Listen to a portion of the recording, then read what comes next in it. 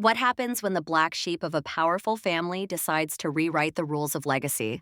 Meet Julian Hart, the youngest son of a billionaire philanthropist dynasty who was disowned after rejecting the family's rigid traditions.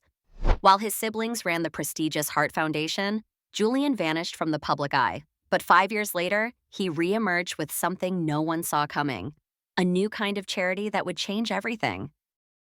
Julian's exile wasn't spent sulking, it was spent listening. He traveled to underserved communities across the globe, asking what they actually needed.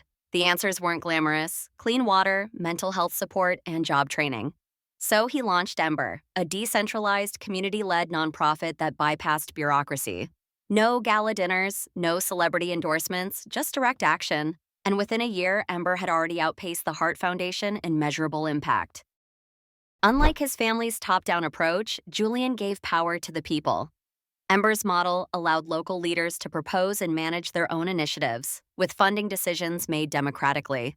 This radical transparency attracted a new wave of donors, tech entrepreneurs, activists, and even former critics of philanthropy. Suddenly, Julian wasn't just a rebel, he was a visionary. And Ember wasn't just a charity, it was a movement reshaping how giving works. The Hart family tried to ignore Ember at first, but when major media outlets began comparing their decades-old foundation to Julian's upstart nonprofit, and not favorably, they took notice. Internal reports leaked showing the Hart Foundation scrambling to modernize. Meanwhile, Ember's impact reports went viral for their brutal honesty, including failures. Julian's transparency made him more trusted than his family's polished PR machine ever could. Julian's biggest win came when Ember launched a mental health initiative in inner-city schools, something the Hart Foundation had long promised but never delivered. The program's success was undeniable. Dropout rates fell and student well-being soared. For the first time, the public began questioning whether the Hart legacy was truly about impact or just image. Julian, once the outcast, was now the benchmark for meaningful change. Despite his success, Julian never gloated. When asked about his family, he simply said, "They taught me what not to do." His focus remained on scaling Ember without losing its soul. He refused corporate sponsorships that demanded control and turned down awards that felt performative. For Julian, the mission was never about redemption.